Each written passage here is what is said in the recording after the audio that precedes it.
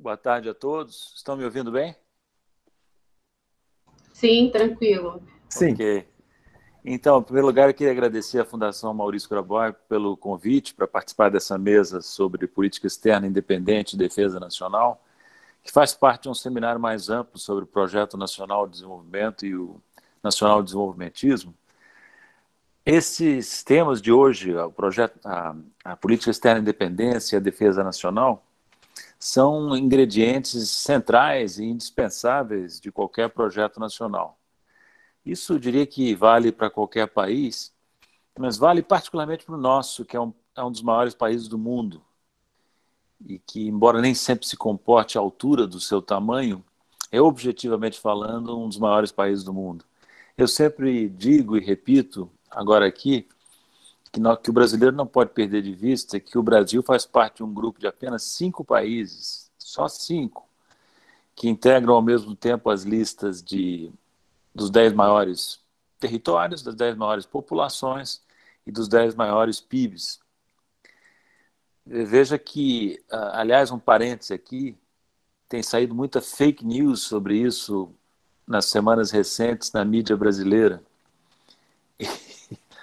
E a título de fazer novos ataques ao governo Bolsonaro, se espalhou a ideia de que o Brasil teria caído no ranking para a 12ª, 14ª economia do mundo.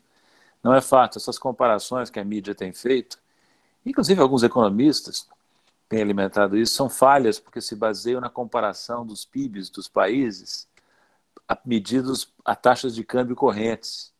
Como as taxas de câmbio reais flutuam muito ao longo do tempo, essa métrica é deficiente. E como o Brasil passou por uma grande depreciação cambial no passado recente, naturalmente o PIB brasileiro medido em dólares teve uma contração muito forte, muito maior do que qualquer contração real da economia, que também aconteceu, mas numa escala muito menor. Na verdade, se você toma um critério de medição correto, que é medir os PIBs dos países por paridade de poder de compra, você vai verificar que o Brasil continua na 9ª posição no ranking mundial e pelas estimativas mais recentes do Fundo Monetário Internacional. A nossa recessão no ano passado não foi maior do que a recessão média mundial, então o Brasil não deve ter variado muito na sua posição no ranking no passado muito recente, né? Mas voltando ao tema principal, o, o Brasil é então um dos gigantes do mundo. Quais são os 5 países que fazem parte ao mesmo tempo da lista dos 10 maiores PIBs, dos 10 maiores territórios, das 10 maiores populações? Estados Unidos, Rússia, Índia, China e Brasil. Os 4 BRICS originais e os Estados Unidos. Outros países estão entre os 10 maiores territórios, por exemplo, Canadá, Austrália, mas não entre as 10 maiores populações ou as 10 maiores economias, né? A Alemanha e a França fazem parte da lista das 10 maiores economias, mas não estão entre os 10 maiores territórios e as 10 maiores populações, né? Só esses 5 países têm essa característica. E eu repiso muito isso porque o brasileiro sofre de uma, não de megalomania, como às vezes se diz, mas de uma mania de ser pequeno. A nanomania é um traço da psicologia brasileira, como bem notou o Celso Amorim, que eu creio ter cunhado, inclusive, esse termo, nanomania, a mania de ser pequeno, né? Por causa dessa dissociação entre a grandeza objetiva do Brasil e a percepção limitada que os brasileiros costumam ter do próprio país, é que eu escolhi para título de um livro recente que eu lancei, o título do livro mais recente que eu lancei, O Brasil não cabe no quintal de ninguém. O Brasil não cabe no quintal de ninguém. Agora, o brasileiro, não seria necessário que um economista brasileiro frisasse esse ponto se existisse no Brasil um outro ingrediente essencial da grandeza de um país, que é o sentimento subjetivo de grandeza. Nós não só não temos isso, como sofremos daquilo que o Nelson Rodrigues chamou naquela metáfora muito famosa, complexo de vira-lata, né? Que torna o país vulnerável, vulnerável no concerto internacional e vulnerável de uma maneira, não se pode subestimar a dimensão psicológica, né? Então é uma coisa muito estranha ver um país da dimensão do Brasil se comportar frequentemente, como se comporta, como um anão diplomático, um gigante em termos territoriais, econômicos, populacionais, mas que se comporta em matéria de política externa como um anão diplomático às vezes, e notadamente agora no governo Bolsonaro, né? Falta também, eu diria, um ingrediente objetivo ao Brasil como grande nação, que é um aparato adequado de defesa nacional. Isso tem a ver com outro tema que vocês apontaram para a nossa discussão hoje, a questão da defesa nacional. O mundo em que nós vivemos é um mundo muito perigoso. E isso pode afetar o Brasil de várias maneiras. Eu diria até que colocar em risco a própria segurança nacional. O fato de nós vivermos um mundo perigoso sem estarmos de posse de um aparato de defesa nacional satisfatório, né? Isso nos expõe a riscos graves, tanto mais que nós possuímos um território que é não só vasto, como dotado de imensas riquezas e recursos naturais, né? Esses pontos eu frisei muito num dos textos que eu incluí no meu livro, O Brasil Não Cabe no Quintal de Ninguém. E lá eu disse o quê? Eu disse que, entre outras coisas, que ninguém vai nos defender. As mais solenes garantias internacionais não são confiáveis e muitas delas não valem o papel em que foram escritas. E vale a pena lembrar, eu faço isso no livro, o exemplo da Ucrânia. Vocês devem se recordar que a Ucrânia, até 1991, fazia parte da União Soviética e antes disso do Império Russo, né?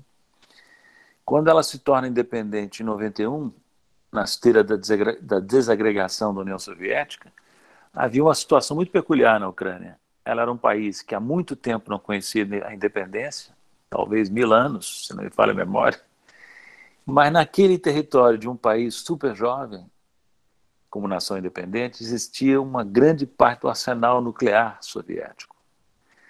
E as lideranças do novo país foram convencidas a abrir mão desse arsenal em troca de um tratado com os Estados Unidos, o Reino Unido e a Rússia, que garantia a integridade territorial da Ucrânia. Vejam bem, um tratado internacional com a própria Rússia, com a participação dos Estados Unidos e do Reino Unido. Quando a Rússia tomou a Crimeia em 2014, de que valeu esse tratado? Nada disso é novidade, a rigor, né? O nosso Rui Barbosa já dizia que uma nação que confia em seus direitos, em vez de confiar em seus soldados, prepara a própria derrocada. Ora, o que estão fazendo os nossos soldados? Estão espalhados pelo governo federal, e nas mais diferentes áreas, em muitas áreas em que os militares, para as quais os militares não têm formação específica, treinamento específico. O ministro da Saúde é um general, que está saindo, aliás, muito mal no desempenho dessas funções cruciais no meio de uma pandemia. Então, a defesa nacional não está adequadamente protegida, nem equipada, enquanto os militares atuam em áreas as mais variadas, fora da sua competência profissional, inclusive, né? Então, a situação é muito preocupante do ponto de vista da defesa nacional.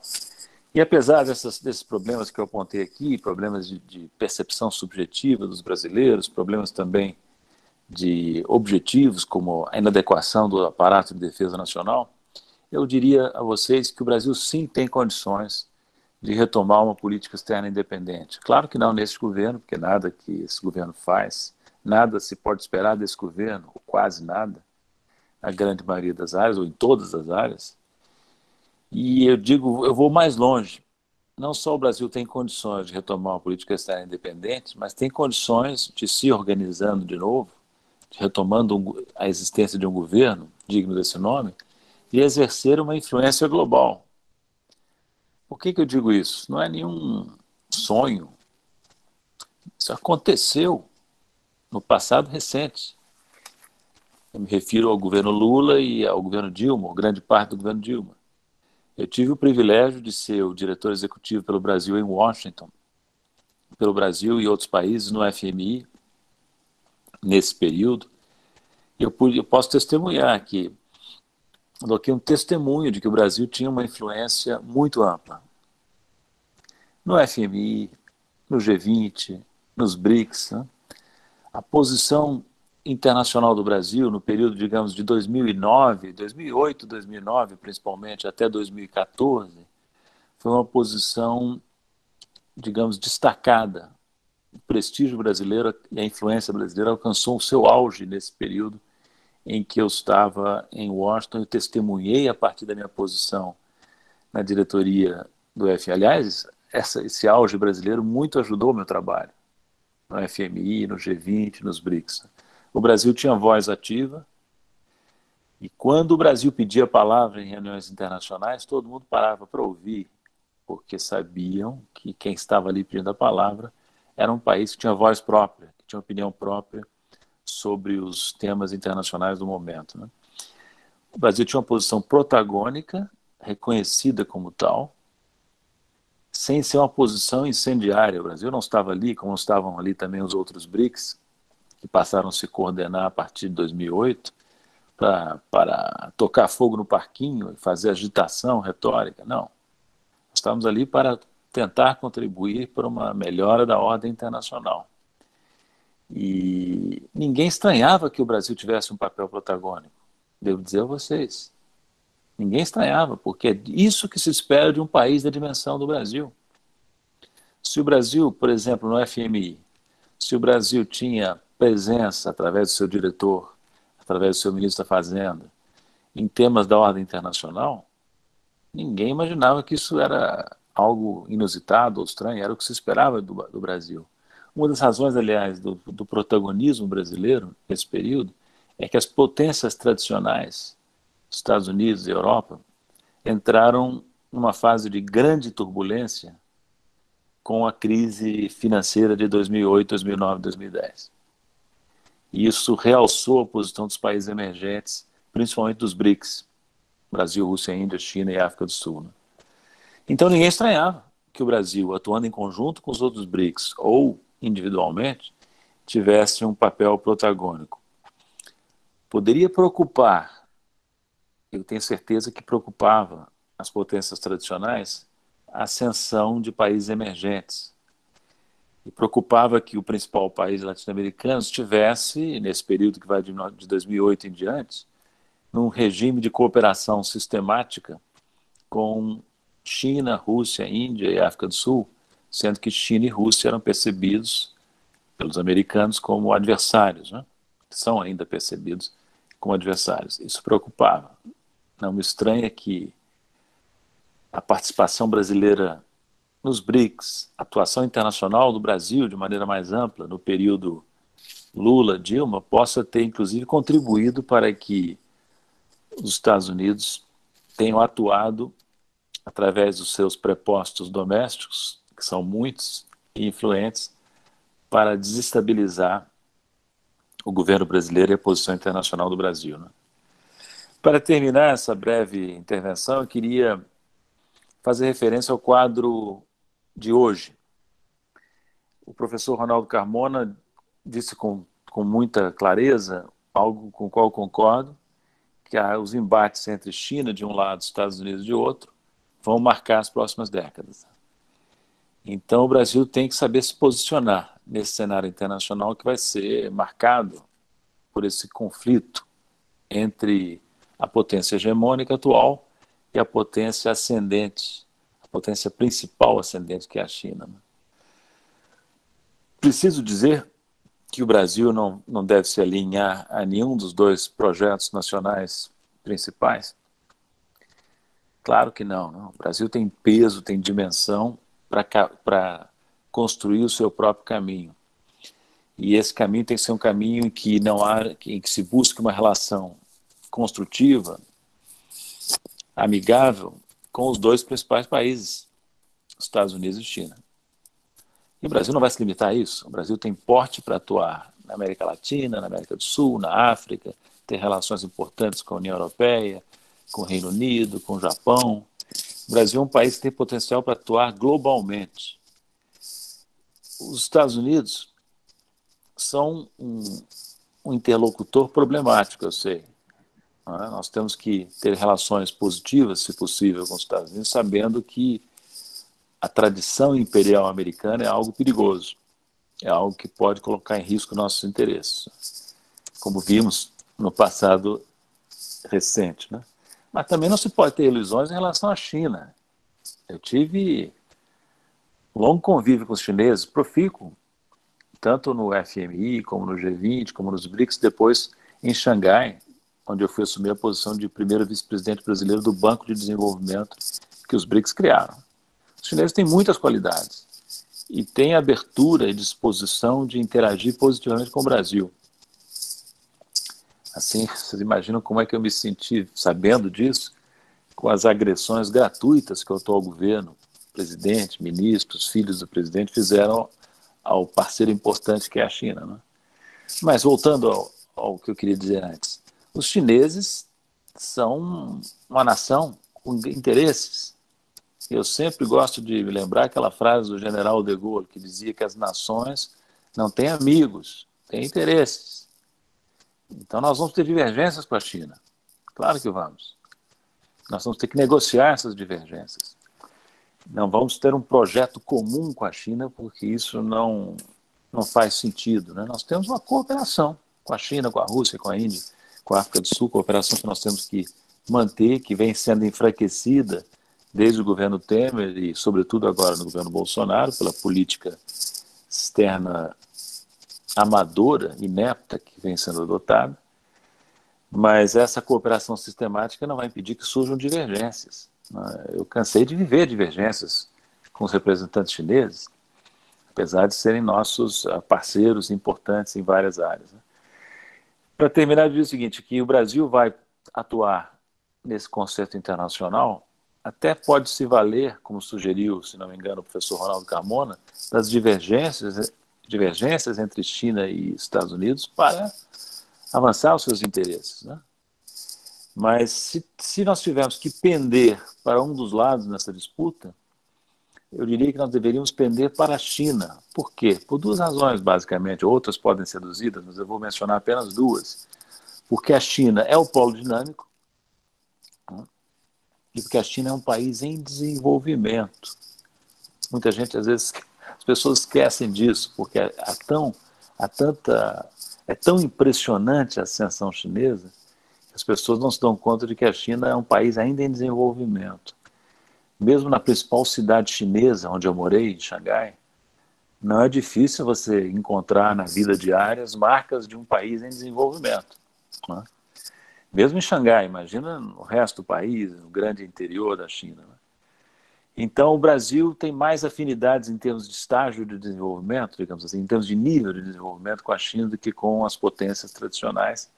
E, e não é por acaso, talvez, que o diálogo com os chineses, apesar das diferenças culturais e linguísticas, seja mais fácil do que o diálogo com os americanos. Com os americanos, eu vou dizer a vocês, eu vou contar a vocês, eu digo isso no meu livro, é impressionante como os americanos têm dificuldade de trabalhar em aliança, em cooperação. Isso antes de Trump, né?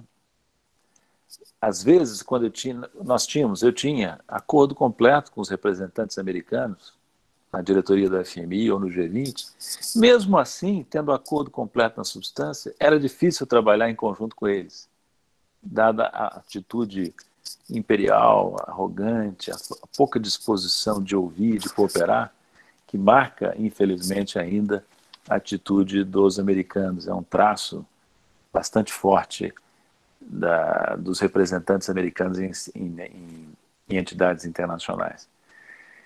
Enfim, Ricardo, era isso que eu queria dizer a título de introdução. O Brasil é um grande país, vai voltar a ser um país importante no cenário internacional.